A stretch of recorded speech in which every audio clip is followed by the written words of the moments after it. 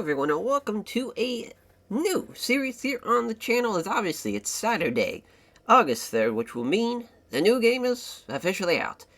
And as far as for TEW9, first save is this, as I'm dubbing it, Road to Glory Owner Edition, as we take it a company with only 1,000 cash, no pop, no momentum, no prestige.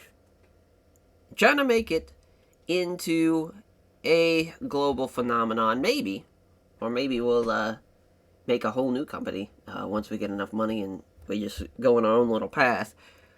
Because I guess we could do that. Because I guess it is just a Road to Glory save. But for this video, before we start, I do want to emphasize something very, very important to me that I need to discuss, just for my conscience and just for a morality conundrum I have been put into. So, the plan, this was supposed to come out Friday, but there was just construction outside. It was too loud, and I was just like, I want to make sure this is perfect. But as I actually had to reset a password for FanDuel, I go to my email that day, and I see an email from Grey Dog Software, which caught me by surprise. I was like, how the fuck they know my email? So I guess it's linked to my account, because I was like, have I ever emailed them before? I was like, no, alright. So, basically, what was in the email, very simple, was just, Max, comma, here is your license for tomorrow's release. And then it was the fucking code that you get when you buy the game. And, I felt like, first of all, when you're gifted the game, I feel like you should say it. Like, you should be like, hey, I didn't pay for this, so because now my view of this game is going to be completely different. Because it's not like now I've spent $35 of money that was either generated from the channel or generated from my own personal thing of just, freelance stuff or just whatever, or just, my job. So now, because the plan was I was just going to use the beta for like a month and then buy it, because I was just like, well, I mean, there's really no rush, because you can just play from January to March, and it's like, well, we're only going to play, the idea for this save is just 2 shows a month, so we could have probably done that and just bought it at the end of August. But with that, now, as far as getting the code, I felt like I had to say it. I could not be quiet and just be like, oh, here's the game.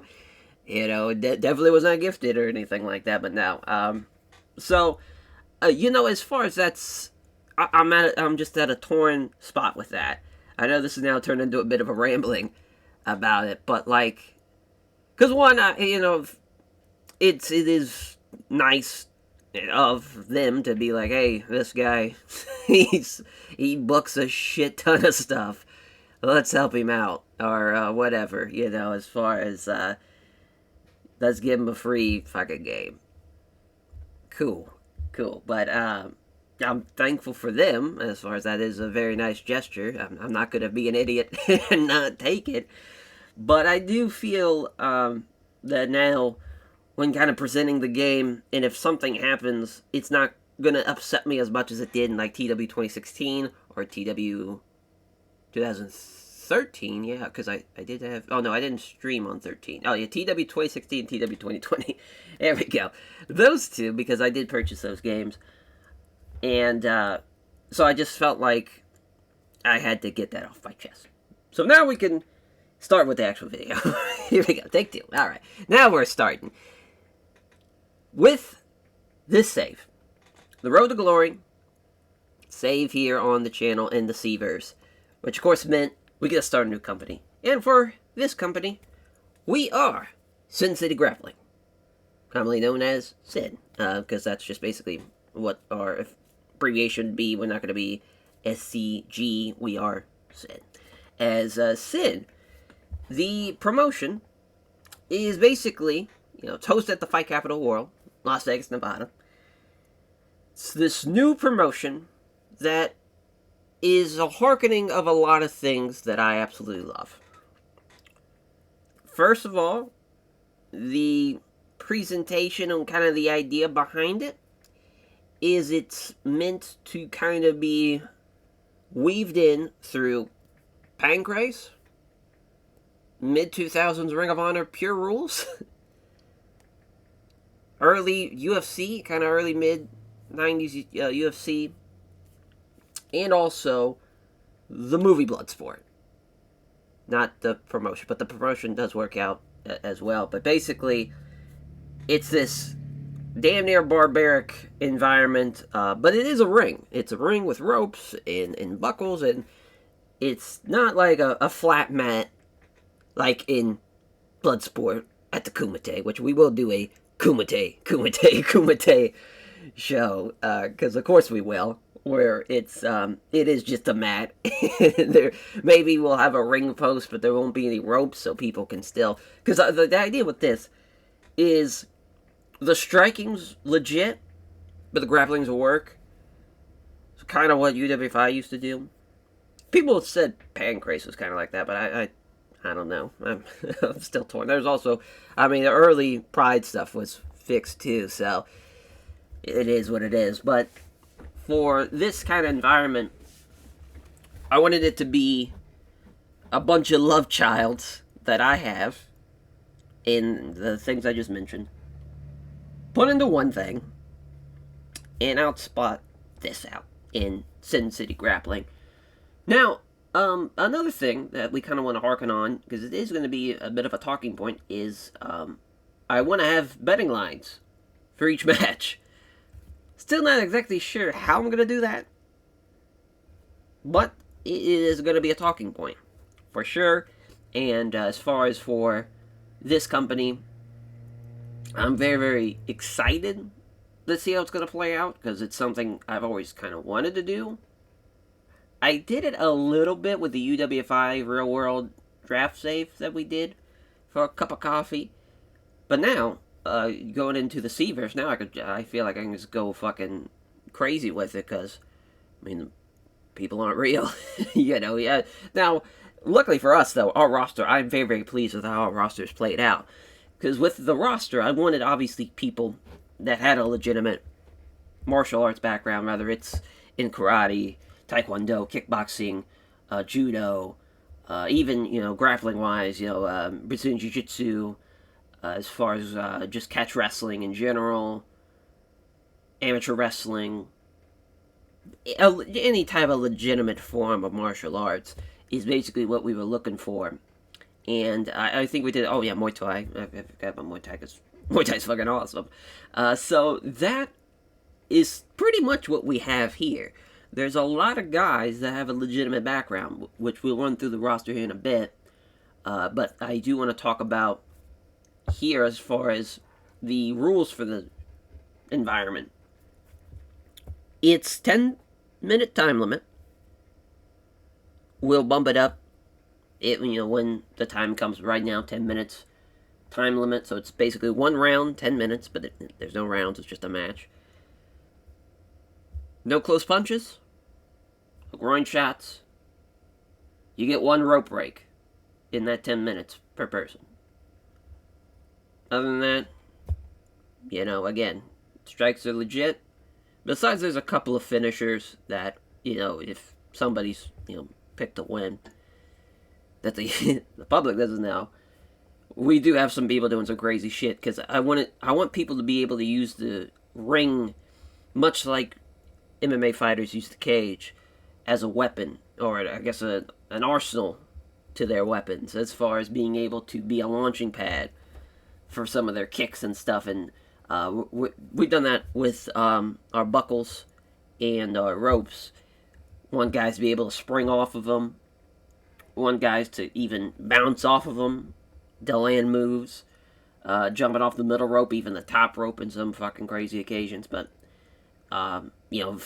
again, with you not being able to do a closed fist, also has a chance to potentially have somebody break some rules. If the referee, for some reason, doesn't catch it, it's a great way of, as far as establishing a bad person. Because, I mean, there are guys that do, cheat and stuff as far as, in mixed martial arts too. So it's kind of harkening back to that as well.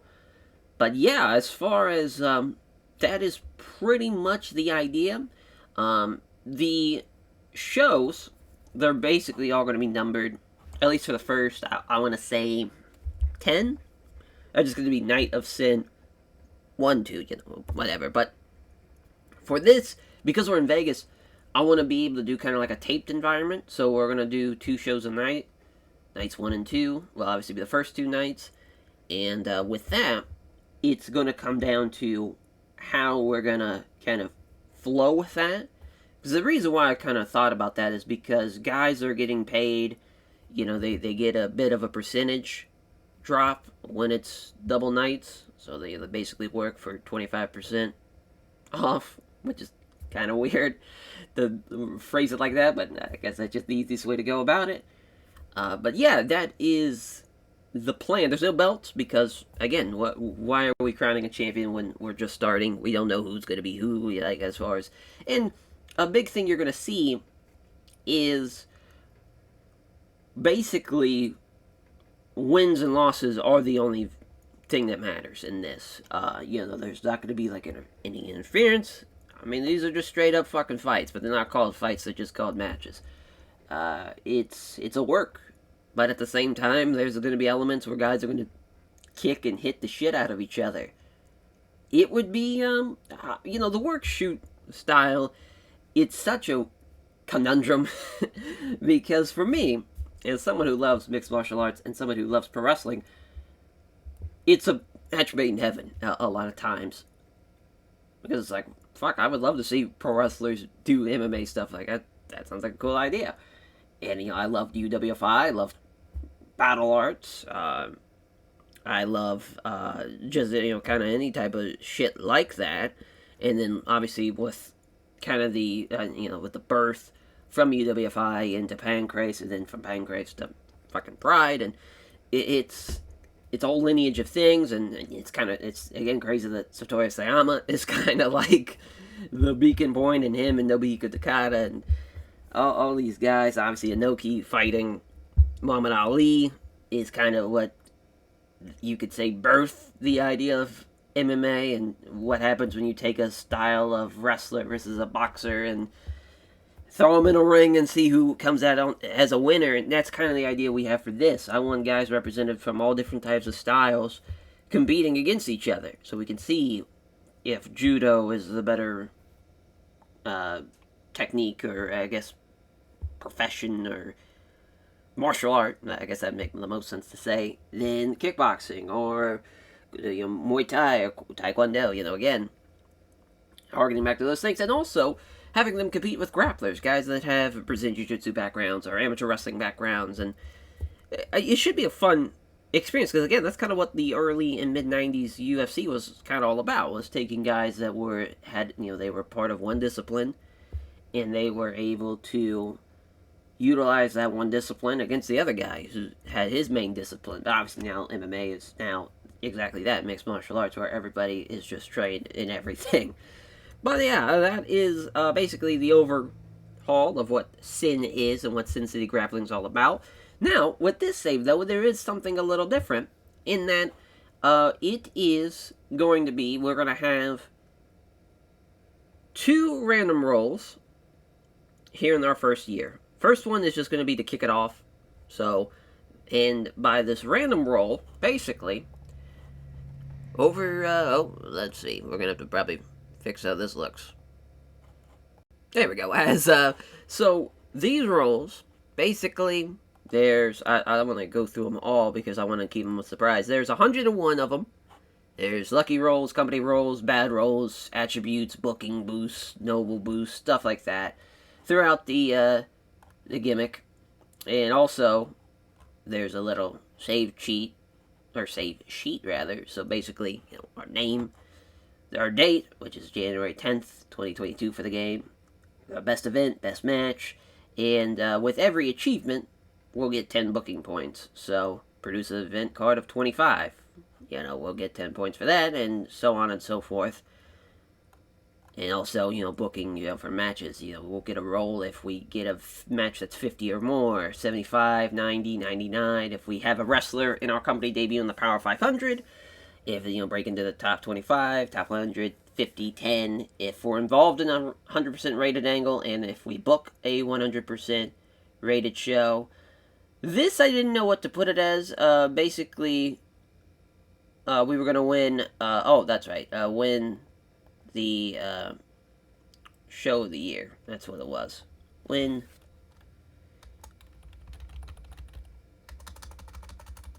which, I mean, this is kind of hand in hand. Or actually, win company of the year. That's right. Perfect. And and then here's our annual rolls that we'll get for each year passing. So with us starting, of course, we get to go over to this, the random number generator, to see what is our first roll. 59. All right. Let's go over here. 59, which is, we're going to send a charitable donation towards animal conservation. So animal lovers rejoice here. So I'll just go ahead and put a X right there.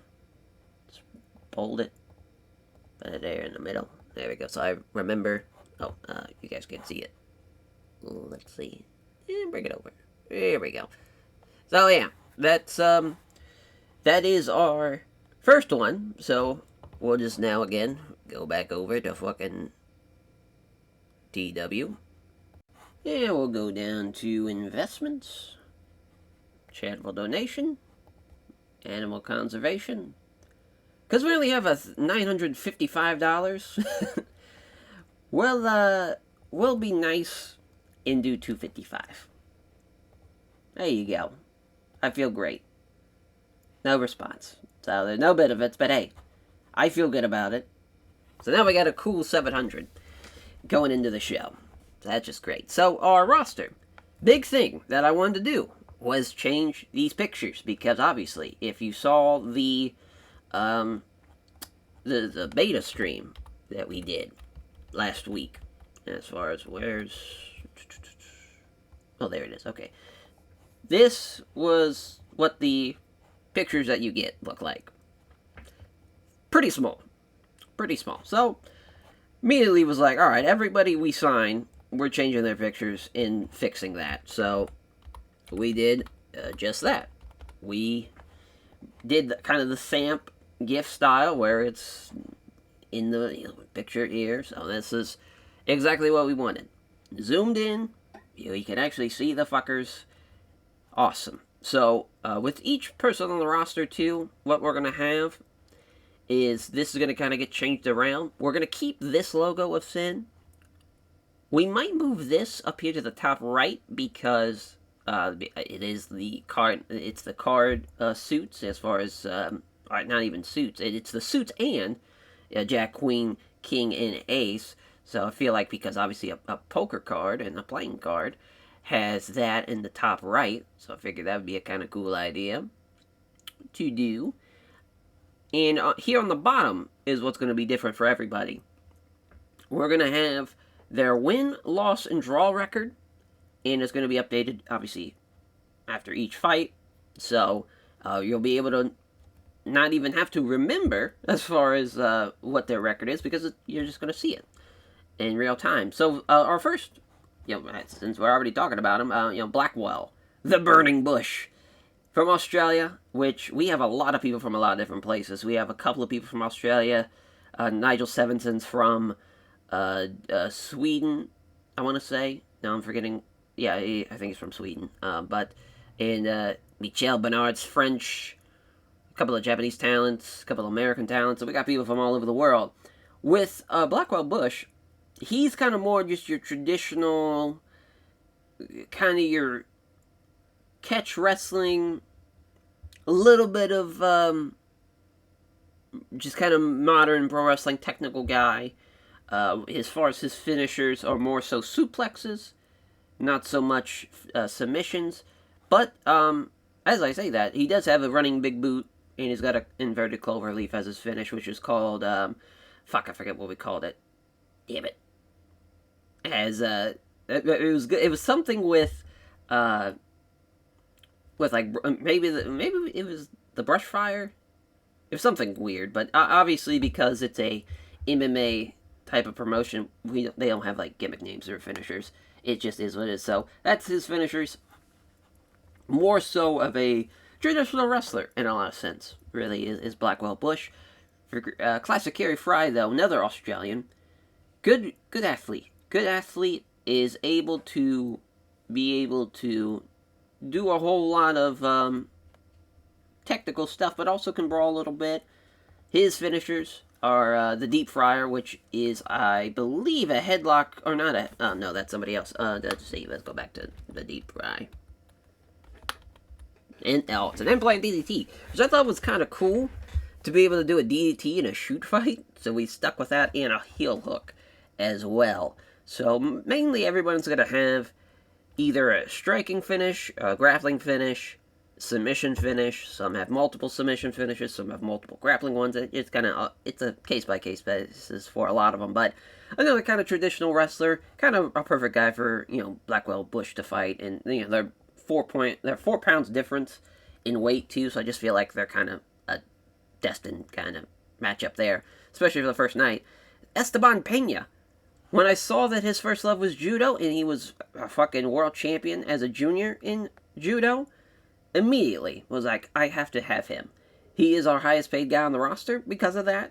He is getting about $60 a show, but he's perfect for what we want to do. A guy that has a background in a legitimate fighting, competition.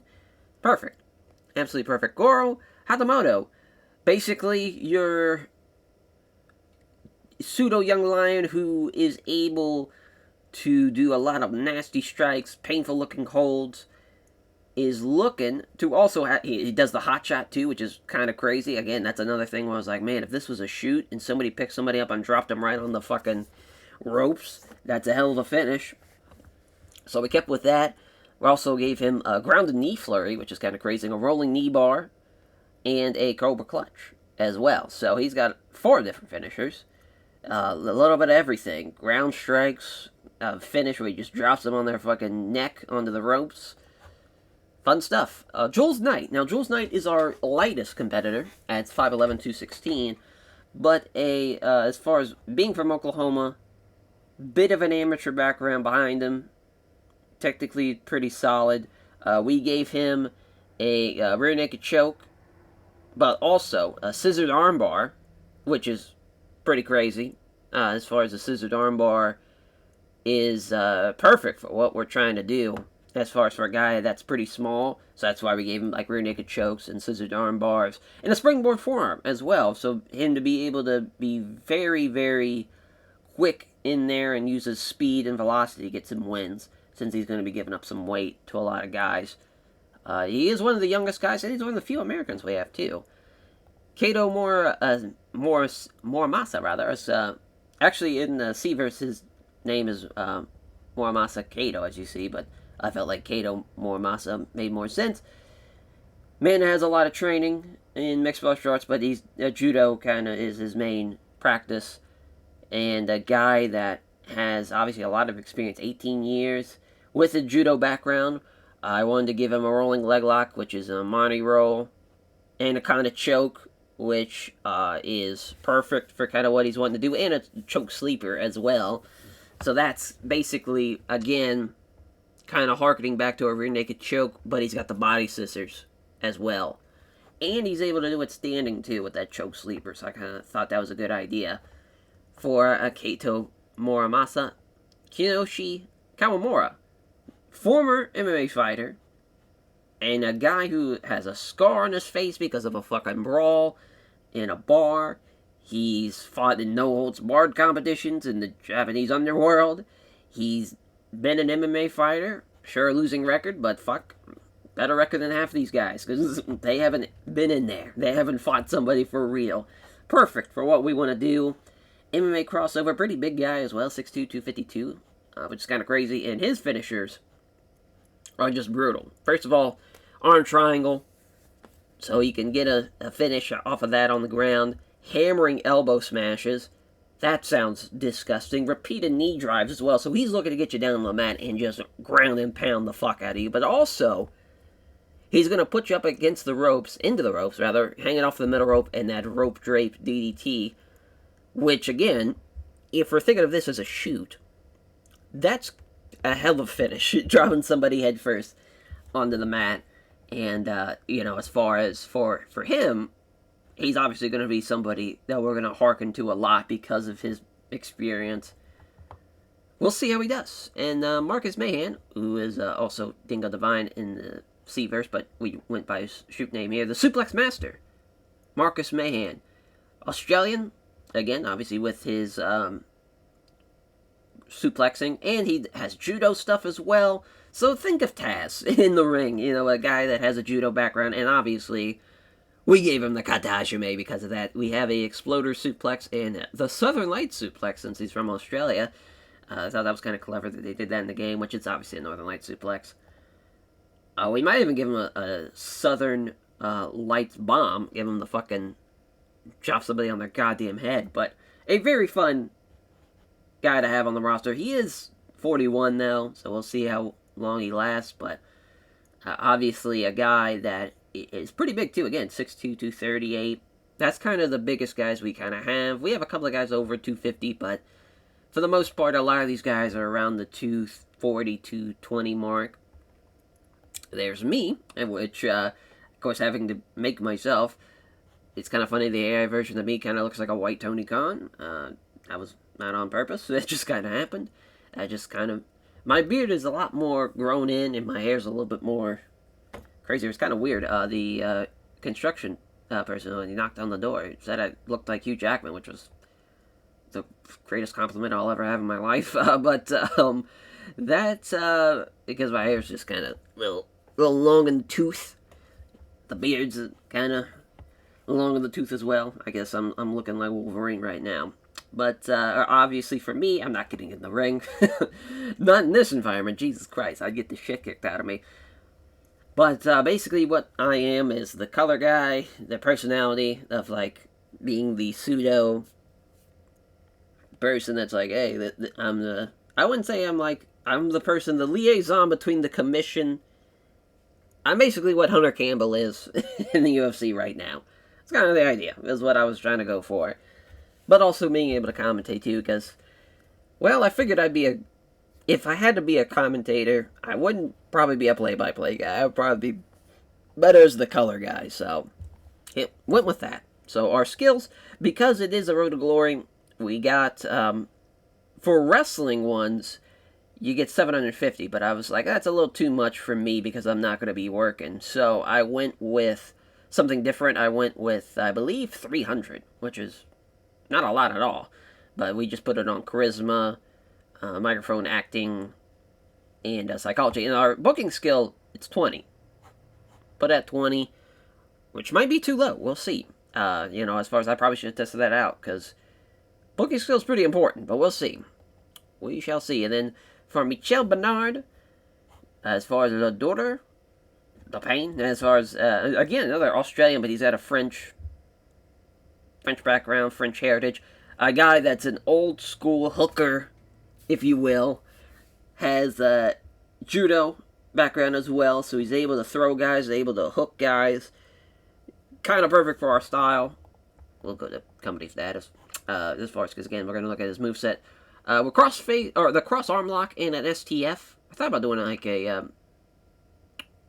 guess it'd be the label lock, as I'm thinking of, but yeah, we definitely want to get more stretches and shit like that, and more grounded submissions. But an STF obviously is more so of a wrestling finish and not so much of a MMA finish. So that was fun to do, and also I think an STF is always fun as well. Especially you can even go for like a Regal stretch variant where you stretch out more of the body and the neck more. Nigel Svensson, the shooter. Yeah, he is from Sweden. And trained at Wingen. So again, another guy that is that kind of traditional British grappling style, the Billy Robinsons, which is weird that Adam named somebody in the Sea versus Billy Robinson too. That probably shouldn't have been a thing, but is what it is. And the Snake Pit and that kind of era of guys, tough as hell, can do joint lock submissions, stiff forearm blows, perfect for what we want to do.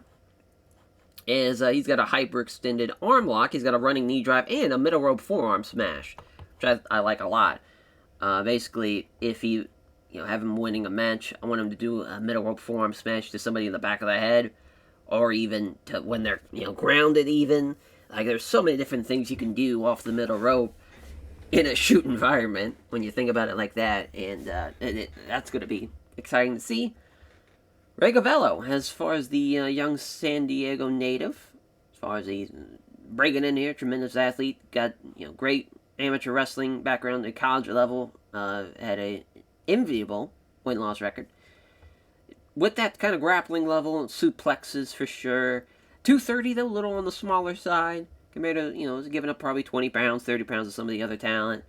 But as far as for him, again, being an amateur wrestler, we gave him a full Nelson, since they use the half Nelson a lot. Figured that'd be a kind of cool finish. Got a Kimura, and then a belly-to-belly suplex, or belly-to-back suplex to be exact, and then a super backdrop suplex, which is kind of crazy. Basically, I want someone to be able to catch somebody on the buckle, and to be able to do that, we need someone to have like kind of a crazy finish, and I felt like this would be kind of a good idea. I thought about maybe a top rope German suplex too, but went with this instead.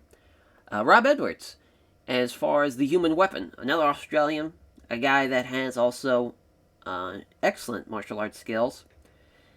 His finishers, again, are pretty fucking dangerous. Muay Thai knee strikes, roundhouse kicks, is more of a striker. Get you into the clinch, get you, throw a knee into the gut, knee to the cheek, looking to just fuck you up, especially at 6'2", 252. He's going to be a tough guy to deal with. Rob Reynolds, Rob the Real Deal Reynolds, as an Asian American from Detroit. Again, kind of on the smaller side, 220. But he has as far as a kickboxing background, he's got a lot of kicks, and we gave him a lot of cool ones. First of all, we also gave him a bulldog choke. Got a lead body kick, the Real Deal Rocker, which I believe is the headlock driver. Yeah, it's a head drop suplex. And, so that's why the bulldog choke comes into play. Spinning body kick and a spinning kick, or a springboard kick rather, as an uber finish. And I want that springboard kick to be done everywhere. Springboard off the buckle, springboard off the ropes, just kind of anywhere you can kind of hit somebody out of nowhere with it. That's going to be fun to see. Shuga Ameno, one of probably the one picture I kind of hate. I don't know if it's the render itself, but it's just too dark. In my opinion, it kind of looks fuzzy compared to some of the other guys. Maybe it's just me. But as far as he's got lethal leg kicks, heavy use of palm strikes, knee strikes, so again, perfect for this environment. He will have, again, a shote. He's got a running one, and he's got a middle rope one as well. And he's got a Muay Thai switch kick as well, and a low roundhouse kick as his finishers. So, very much striking is his profession for this. And our final guy, Tobias Bastio, the scary scientist. The scary, because also, again, with MMA being kind of the main influence for Sin, we wanted guys to have nicknames and kind of names in the middle of their name, much like, you see, the Iceman, Chuck Liddell, and, as far as the, Sugar Sean O'Malley, the Notorious kind of, we all know, the gimmick. As far as with real sports, they have a very big emphasis on the nicknames, and just, they're almost as synonymous as the fighters itself. And I felt like for some, it makes sense. Like, Jules, the Sandman Knight, makes sense. Tobias Bastio, the Scary Scientist. Really, the reason why I signed him is because he kind of looked like Don Try. But he's more of a that kind of technical guy. Again, the Australians are just kind of crazy at being technical wrestlers in this. I don't know what it is, but he has a Cobra Clutch Slam, a Guillotine Choke, and a Triangle Choke. So the really big thing here is he's going to choke you the fuck out. And that's kind of why we want to do the Scary Scientist. Kind of the idea of somebody waking up. Kind of the idea of in a scary environment of a scientist where you're on the slab. You wake up, you don't know where the fuck you are, and you got this scary motherfucker looking at you. So just kind of playing off of that. It's kind of the idea behind that. But yeah, that's the roster. I believe there's 15 active wrestlers. Let's just take a look. Bro, there we go. Say 2, 4, 6, 8. Yep, 14. So yeah, 14. Perfect for what we want to do. I already have the first night booked. I really don't have the second night booked. So we're just hopping right in and seeing what we get for this first night. Nobody will be getting the night off, so, yeah, we'll just, yeah. The venue. Yes, we need 49 people. Gonna be here in the Southwest. So we got the warehouse, which is more California. There's LA, this 8-bit. Perfect, the Piper Casino. That's exactly what we want. Yep. Perfect. So there's no pre-show incidents. Booking team meeting. So I have 32 as far as from that. And I'm all by myself in the booking committee. Even though I could have guys on the booking team, felt like this was kind of made sense for it to just be me. So we can just go right down in. Nigel Stevenson turned up very late. Oh, I didn't know that was one of our locker room rules. We probably should have looked at that. Let's inspire, boys. Listen, this is the start of something new. Go out there and beat the fuck out of each other. Hey, got the crowd buzzing. Perfect. Alrighty. Oh, I guess. It starts. Oh my! I knew this was gonna fucking happen. I fucking knew it.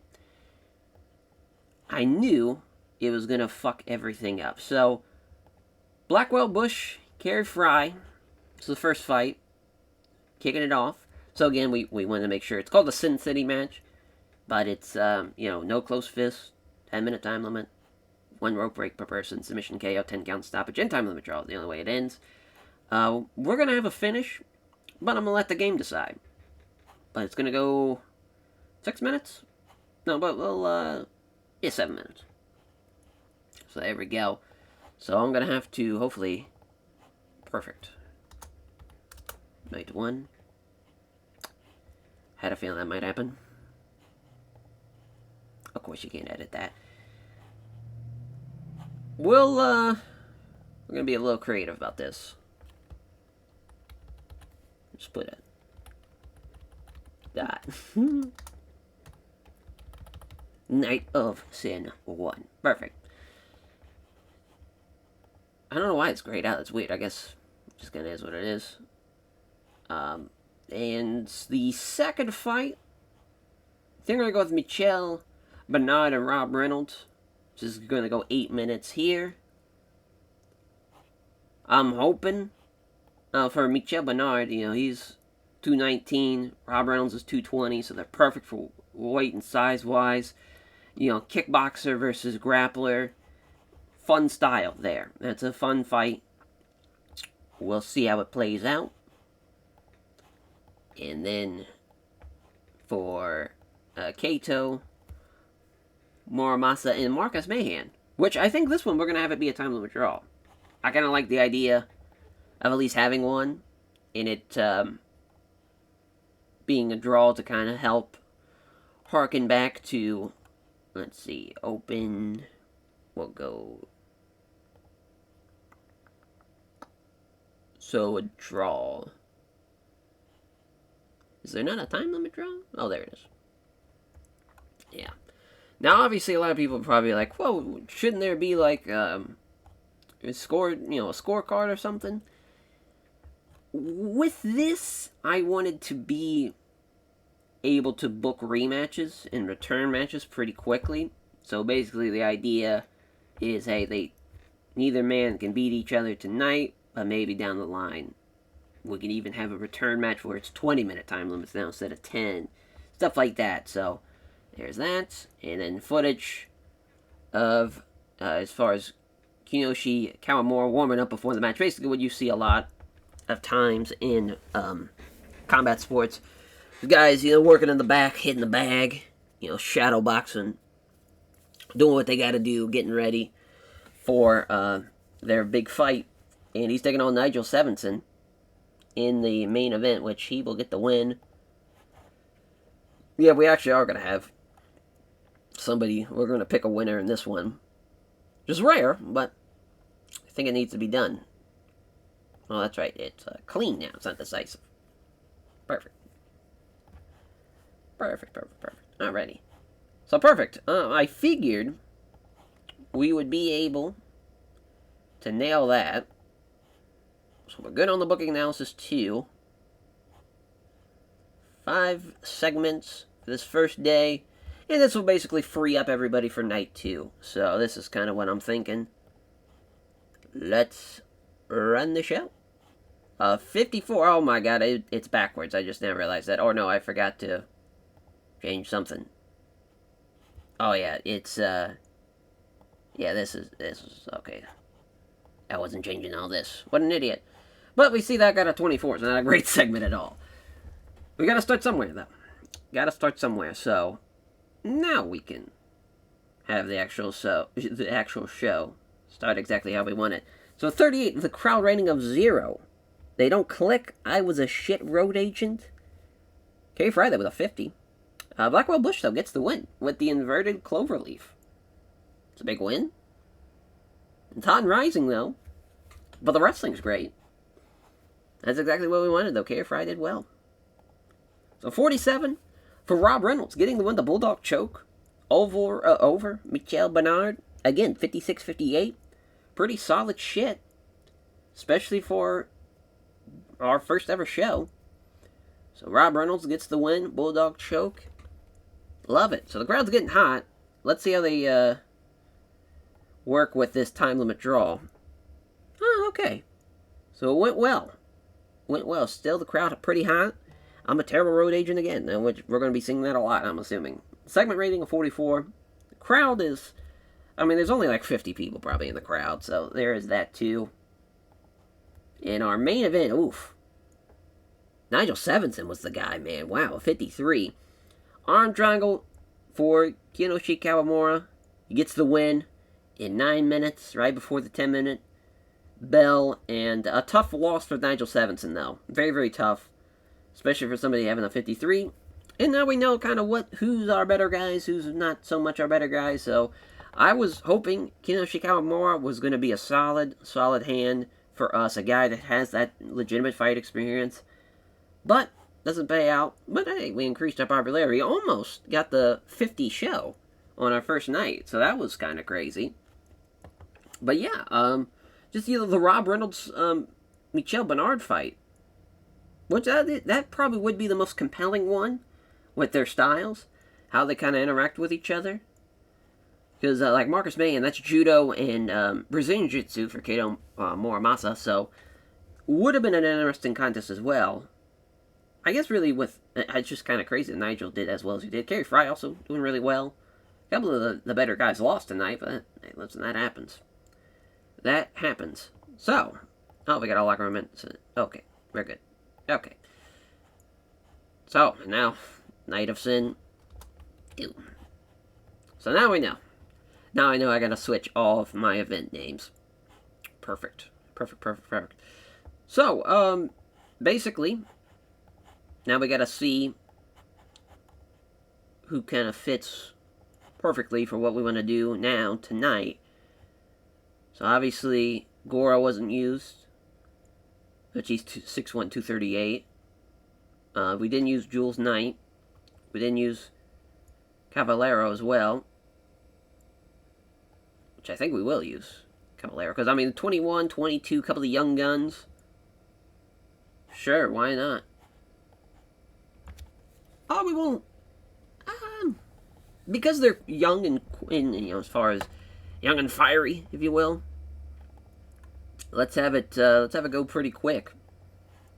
Let's have it go like 5 minutes. So there's our first fight. Let's see. So we didn't use Sugar or Tobias. Yeah, Tobias is 252 though. He's a big motherfucker. We also didn't use Rob Reynolds, which I think, or Rob Edwards rather.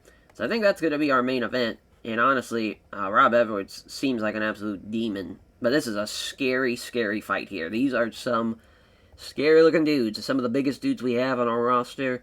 I think it's definitely going to be the main event. Have these guys go all out as well. Yeah. The human weapon. I think we're going to have him get a win too. Because, I mean, that's going to be a hell of a fight. We should probably have this be the default. This would probably make things a lot easier. So yeah, then Sugar. And about to say, I think the only guy left is Jules Knight. Which, that would be a tough fight for him. That would be a tough fight for him.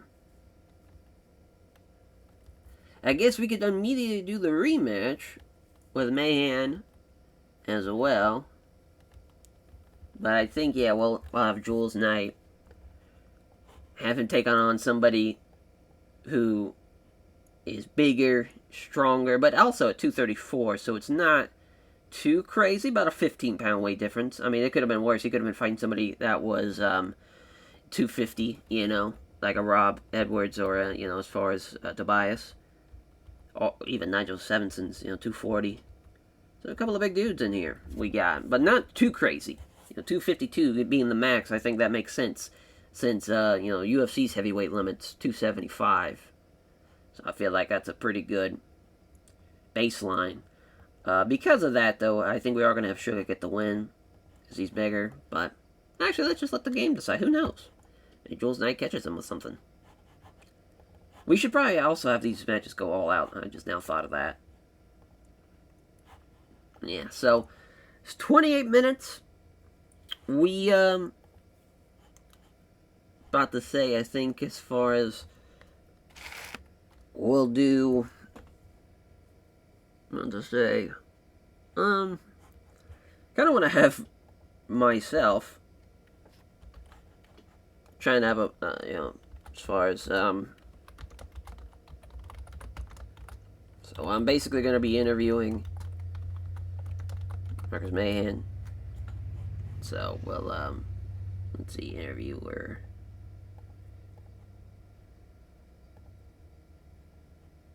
And, let's see, yep, where's Mahan?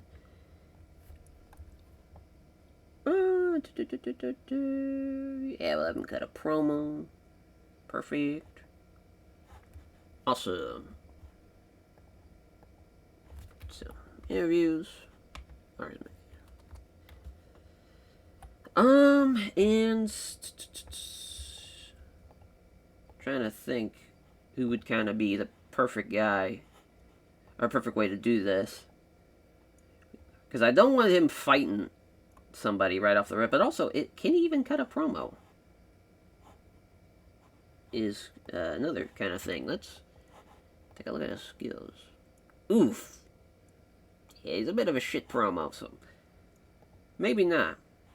Maybe not. It's tough though. Oh, I didn't mean that product. It is tough. Do they have the match history already? I wonder. Oh, they do. Yeah, because I'm assuming Kato does not speak English. But oh, I think.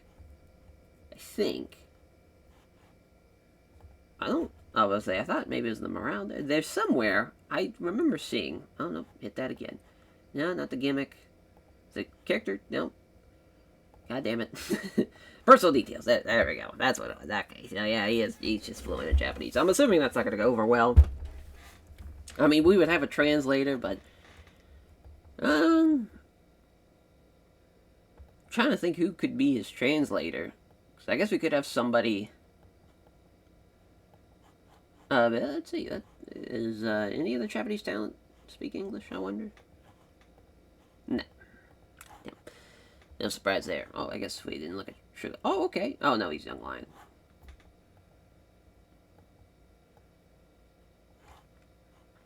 Lion. Yeah. So probably not a great idea. Plus, we'll go backstage. Let's go 2-minute promo as Yeah, just part 1, I guess, alive.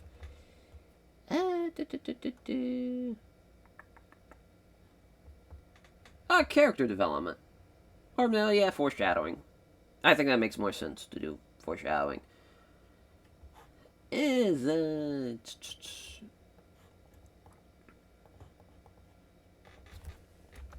Regarding his performance and his draw with as all, yeah, Kato. We'll have him be, I guess, off screen would probably be the best way of going about it.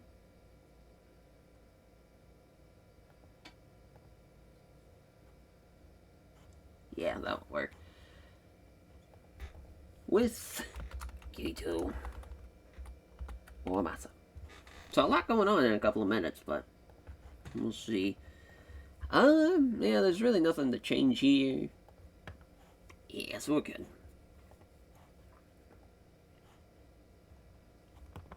We'll have that open up the show, I guess. Well, now, I think someone's gonna have to fight twice. And I think we are gonna have that be Marcus Mahan and Kato.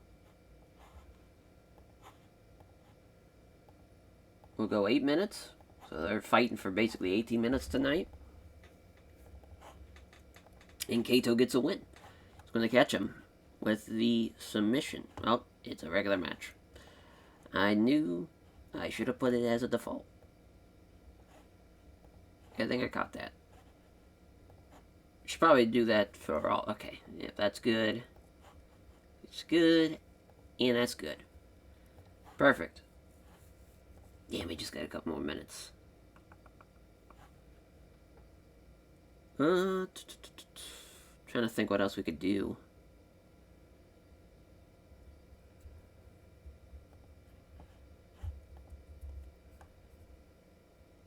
Maybe, I was like, maybe an interview with Jules Knight and talking about him being the smallest guy here. Oh my god, his promos are the shits. Never mind. Guess that's what happens when we get a couple of just bad motherfuckers in there. They don't know how to talk. Ah, shit. I guess maybe we should have been, we should have made it 30 minutes for the second night with how small our roster is right now. As, let's see.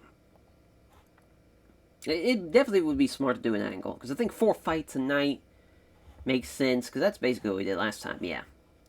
Yeah, that's what we did last time, too, and yeah, I think this is the right call. Have it be like this. Maybe, this is right. Can Rob? Can he get a promo? Oh, perfect. Perfect. We'll have it, post-fight promo. So, it's just gonna be, Rob. Yeah, cutting a promo would probably be the best case of this. I was gonna say working the crowd, but yeah, that could be fun. Get the boys all riled up. Not the boys, but get crowd riled up a little bit. Yeah, we'll have it be.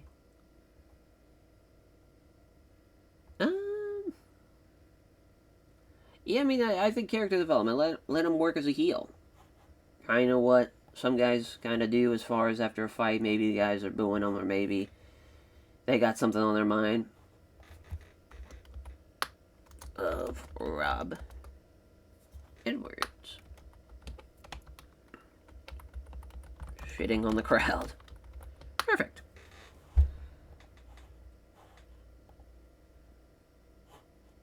Awesome.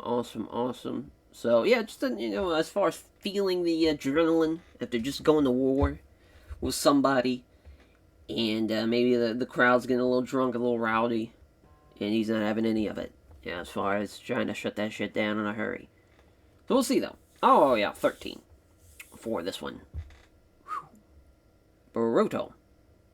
Again, terrible road agent. And simmering. But I think we're going to get him back with this one. Oh, no, we did not. So, yeah, Goro Hatamoto, he does get to win the Cobra Clutch in about 5 minutes, but... yeah, pretty brutal stuff, though, overall. Got the crowd hotter, though, somehow. Got the crowd hotter. This is a good little matchup. Yeah, Suga Amano and Jules Knight.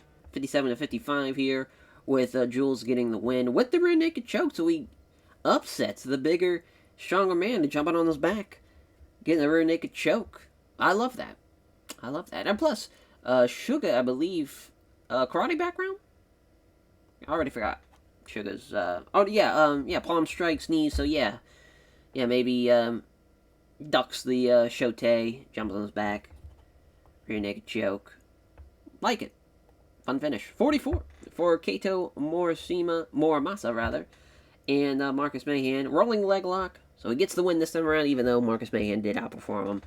Yeah, that was a tough one. Tough one. For them to work back-to-back nights, though, they're some real ones. And our main event, hey, they have great chemistry. Perfect.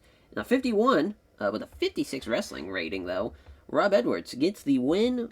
If we would have had a better road agent, that could have been a hell of a main event. But a great way to end it out. Never mind, the promo stunk. God damn it. Ugh. What a horrendous way to end it out. The promo. But, hey, we increased our popularity. I mean, yeah. The angles suck, but everything else is going pretty well. I think the fights are going pretty well. I mean, now we know Rob Edwards and Tobias Bastille have great stuff. And now Marcus Mahan will be 0-1-1 with no wins but 1 draw and 1 loss. And for Kaito, he's going to be 1-0-1 with, of course, 1 win. Coming from night 2 of Sin. Yeah, I'm Jules Knight with a huge upset. Maybe you can have him go on a little bit of a giant killer run. Having him fight bigger guys. Fun idea. And we're already just building off of just from 8 fights. We already kind of have some ideas of what we want to do. So that's nice. That was kind of one thing I was kind of worried about. But yeah, let's address the locker room. Hey, listen, boys. Rob Edwards and Tobias Bastille, you fuckers. You were fantastic. Great stuff. How'd we do? Lost about $2,000. Sick. Sick. Wow. Is, still 0, huh? Whew. Nothing like being $2,000 in the hole to start it out. As, boy, oh boy, hopefully, we do not go bankrupt. Hopefully. But yeah, that's kind of what's going on with that. So night, now we gotta, I just want to double check. Yeah, let's change that. Night of Sin 1. So I'm assuming I'll have to now make this 4 and make that 3. I'm guessing. I think. Let's take a look. Let's see. Where's the fucking calendar at? Am I an idiot? I think it's at the pre-booking. Yeah, availability. Yeah, so it does say the second night first. So, alright, perfect. So that's an easy way to tell. So we can just change it from there. Perfect. Alrighty. But yeah, that's our first episode. What an episode, though. Went almost an hour, and we booked 2 shows, because we just had a lot going on. We had to go through the roster, talk about the rules, all that fun jazz. But we did it, and now we'll see how we can survive being down about 2,000 in the hole. We might have to stay away from the double nights. That might have been what fucked us. We'll see. We might just make it one night for February, just to test it out, just to test out the waters. See if that might help us out a little bit, because obviously we don't want to be too bankrupt, because obviously with our style too, I don't think we're going to get a lot of money from sponsors or whatnot. We'll see though, as we'll catch you guys next time. Take care, everyone.